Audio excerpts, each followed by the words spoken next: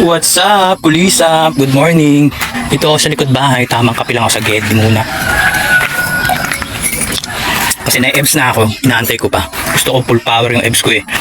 Kaya kwentuhan muna tayo. Tsaka ikot ko kayo ng berry light dito sa likod. Tara.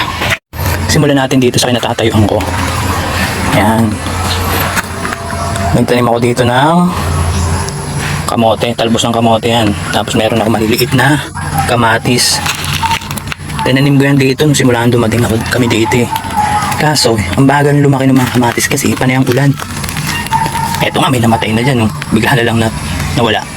Natunaw sa ulan. Pero iba, nag-try yung iba. Ibig sabihin, malalakas yung mga yan. Lakad naman tayo dito. Ito, may langkadin ako dyan. Hindi ko lang papalaki ng todo yan. Gagawin kong bonsai.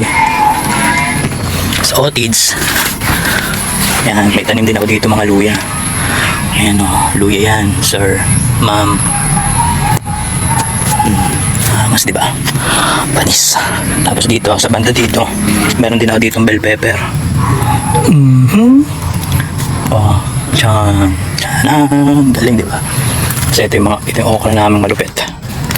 Hindi na siya tumitigil ng kakabunga. Kasi ito yung mga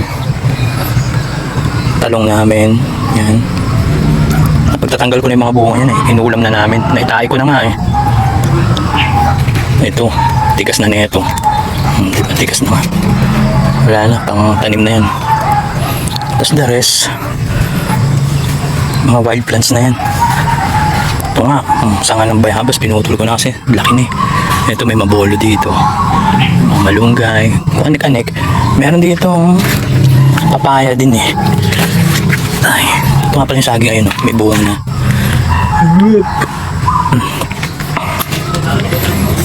Nakad tayo dito, Bagya. Oh, Bagya.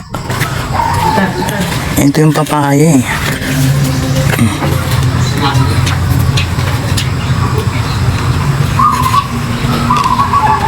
Tagal na nito, flowering stage pa rin ang flowering stage. Ang tagal na yan, di na nagbunga. Baog siguro to. Nag-hand pollination na ako. 2 months na yung nakaraan. Wala pa rin. Puro bulaklak lang ng bulaklak.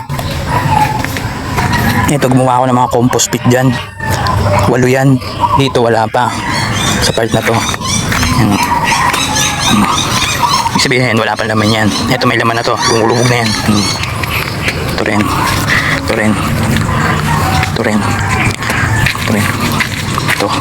6 na yung mga may laman dyan. Ang bala ko dyan. Diyan ko ilalagay yung mga kamatis ko. Eh kaso, hindi ko pa tapos lahat. Nagsitupuan na sila. Mali nga ang diskarte. Tsaka yung luya ko, tsaka yung sili ko. So ginawa ko, nilapit ko na lang itong kamatis dito. Tapos yung luya. Doon ko na lang sila nilagay tsaka yung sili. Okra na lang ilalagay ko dito para mabilis. Marami akong binhi ng okra. Dito ako sa ganito doon rin ako kumuha ng binhi doon sa halaman namin doon. Ito ginagawa ko yun. Oh. Napatuyo ko yan. Tapos kinukuha ko yung buto. Ito. Laman na ito. Good shit. Char! Ito ano yan. Binhi ng okra. Wait lang ha. Hirap na isang kamay lang. Iba naman ito. Ayan o. Dami yan. Pang okra ko yan.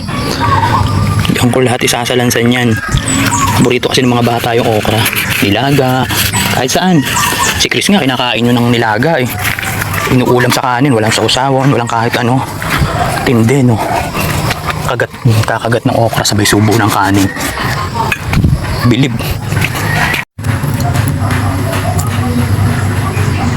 So tumambay dito. Nakaka-relax. Tahimik. Huni ng ibon. Sarap pa yung ganang huni ng ibon. Anyways, ito nga pala mga compost pit na to. Ang nilagay ko dyan, yung mga pinagbalatan ng mga gulay. Basta lahat ng nabubulok. Nilagay ko dyan. Pang-abang ba sa mga ilalagay ko mga halaman. Ito yung mga halaman dito, bisnog sila eh. Mga wild plants kasi yan, pinapabayaan lang yun eh. Kusa na lang sila lalaki. Unang dating namin dito, parang gubat to. Di mo na nga makita yung mga kapitbahay dito eh. Hanggang dito na lang sa bayabas makakatayo. Kasi pag punta ka na doon, sigurado nasa isip mo may ahas dito. Pero inuunti-unti ko ng tabas para maging maluwag. Tingnan. Susunod ko, ito. Tapos ito, part na to. Ito natabas ko yung part na yun dito. Dami. Dami ko tinabas ng mga wild plants dyan. Meron din pala ako doon. Hindi ko pa napakita. Wait lang. Ayan, yung nasa planggana na yan. Puro bulate yan. Yun ako kumukuha ng mga tawag doon. Corn casting. Para sa mga pango, sa mga punla. Hirap kasi dito sa probinsya yung pag-dispose ng basura. Paano gagawin mo sa basura? Wala naman akong kolekta ng basura dito. Hindi katulad sa lungsod. Sa syudad, kada biyernes, may dadating na basurero dyan. Dadan sa street nyo. Ikaw kukuha ang basura, hagis mo lang sa basurero. Ay hindi, doon pala sa sa truck ng basura. Badass ka nun. Hagis mo yung basura sa basurero. Hagis mo lang sa truck nila. Naalala ko nga doon sa Bulacan. Bigay ko yung basura, hagis ko yung basurero, ay yung basura doon sa truck. May 20 ka sa akin. Yung iba, nasa labas lang ng kalsada, nasa kalsada lang, iniipon nila. Ako kasi ayoko iniipon sa kalsada, gusto ko, nakakatulong din ako. Bawas pagod ba sa kanila? Eh dito, ang basura dito, sinusunog. Yun na lang yung choice mo, kaysa ikalat mo. Kaya naisipan kong gumawa ng mga compost at least, kahit pa paano. Nakabawas kami ng basura. At the same time, hindi mo kabaho yung nag-iipong basura. Kasi ayoko sunog ng basura dito. 3 anak ko. Siguro magsusunog kami ng basura. Kada 3 linggo.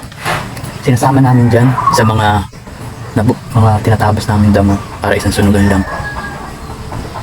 Ayun.